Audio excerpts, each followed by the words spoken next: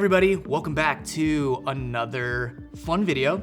This is one that I've been wanting to do for a long time because I love the image that comes out of the FX9.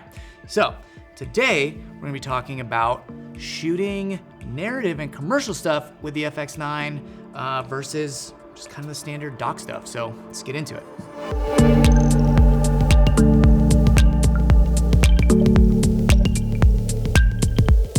So here's the setup. Galen, who's shooting these videos over here, he wanted to enter this short film contest, so I thought this would be a great opportunity to give him some gear to try to help out while simultaneously doing something for this video. So we decided we would shoot on the FX9 for his little short film, and to take it up a step, pair it with these Atlas Anamorphics. So there's a lot going on here. Full frame camera, Super 35 lenses, Anamorphic. This camera, being a step down from the Venice, this is kind of where you suffer is a lot of the narrative needs on set. Still has a lot of great IO on the body, ins and outs, for monitoring, for audio, all of that kind of stuff, time code. But once you start getting internal within the camera, that's where you start to lose a lot of the functionality that the Venice 1, Venice 2 has, which is a lot of the anamorphic D-squeeze options, like really taking advantage of different sizes and shapes of the sensor that is in the camera. But don't let that fool you. This camera can make some really, really fantastic images with what is here. You just need a little bit extra help in post. So Galen took this camera out, paired with the Atlas Anamorphics, shot this little 6-minute short, and we're gonna give you a little rundown on kind of what that process looks like to use this camera on set with Anamorphics and then take that through post, and then we're gonna show you what he came up with. Okay, well, that's kind of the overview. Let's get into this short film and scope out some of the footage.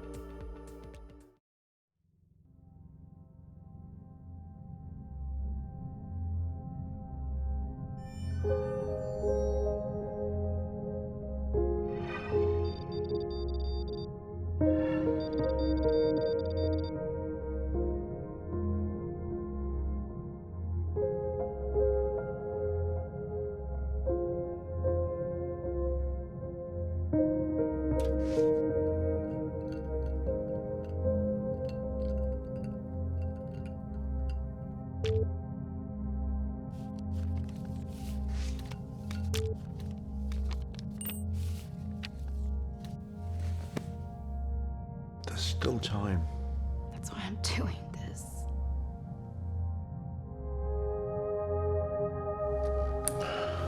Amy. Wait.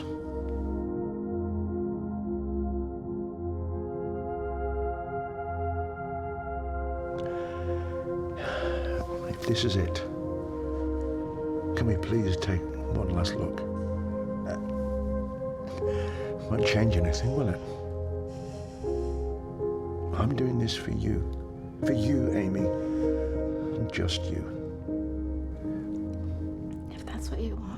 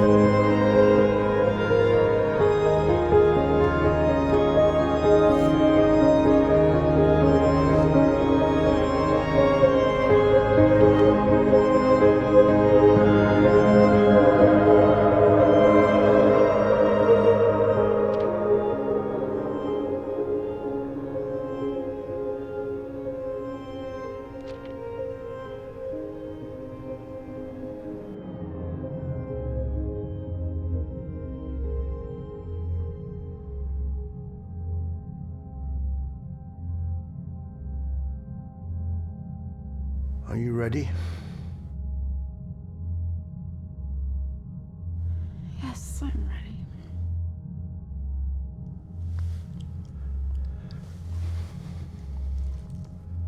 Before we're gone, can I give you one last hug?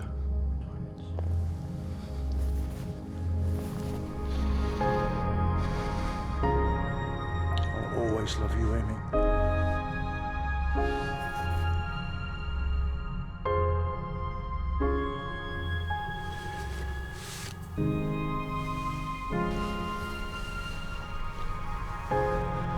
All right.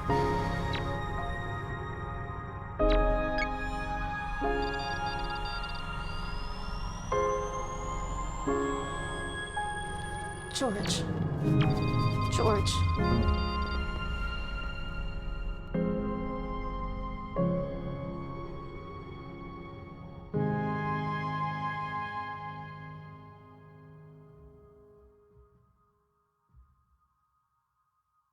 Okay, now I'm gonna hand this over to Galen so he can tell you a little bit about what he did in post to make up for the fact that we're de-squeezing 2x on 16:9, cropping, scaling, getting a usable image out of this combination right here. So Galen, take it away.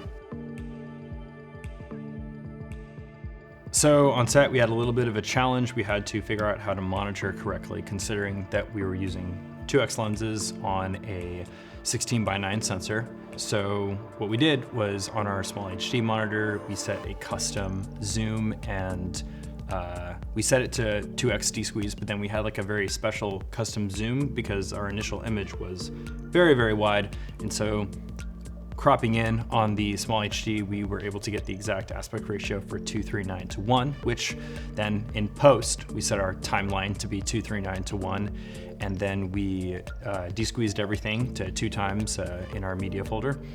And then once we plopped it down on the timeline, it immediately cropped in the image from the very wide aspect ratio that we were recording to. So then we had room to basically push and pull the image around and kind of reframe things. And it allowed us to basically get the maximum resolution we could get from each frame without, doing any, we are cropping quite a bit, but the end result after some sharpening and getting things all set, looked great. It wasn't like I lost a bunch of quality because we were shooting 16:9 instead of 4:3. The final thing was, it looks like a 4K image. You're not losing a ton of information, and shooting full frame with the Orions gives a very unique look on the camera, which our wide frame, at the very edges, there is some vignetting, but it was like, unless you were trying to export to that wide, it's never gonna be a problem. Even on this guy, the 32, I had no vignetting at all once we had put the 2:39:1 crop on.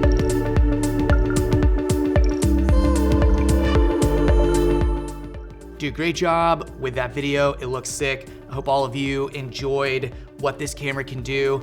This camera is really like a baby Venice. It's got that 6K full frame sensor that is super sampled down to 4K. And it's really great on the FX9 versus the FX6 that you can shoot Super 35 or full frame and still be in 4K, unlike FX3, FX6, and some others in the Sony lineup.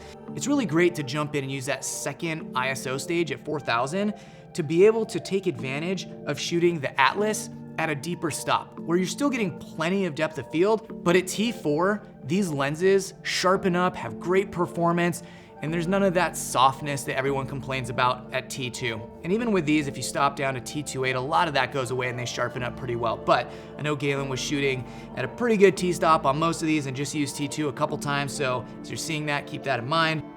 For the visual quality and all of the I/O you get in this camera body, I really think people should be shooting more on this setup. It's really great with the capability of all the functions in the camera, but also renting one of these cameras is, anywhere from $300 to $500 a day, depending on your market. So, you get a lot of the look and the appeal of a Venice on a much smaller budget, which is really, really fun. And if you're doing indie stuff, this makes a really great camera to run and gun and do other stuff as well. If you want to switch out and use the E-mount and use autofocus, it really gives you a lot of flexibility that even the Venice might not offer. So if you're shooting your next project and you haven't shot on the FX9, do yourself a favor and take this out for a spin. Try it on something narrative, try it on something commercial. It is so much better than I feel like what most people get to shoot on it, which is a lot of naturally lit dock stuff and reality.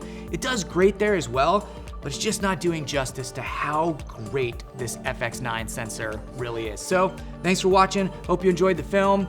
Like, subscribe, follow us. Gotta get those counts up. Let's do it.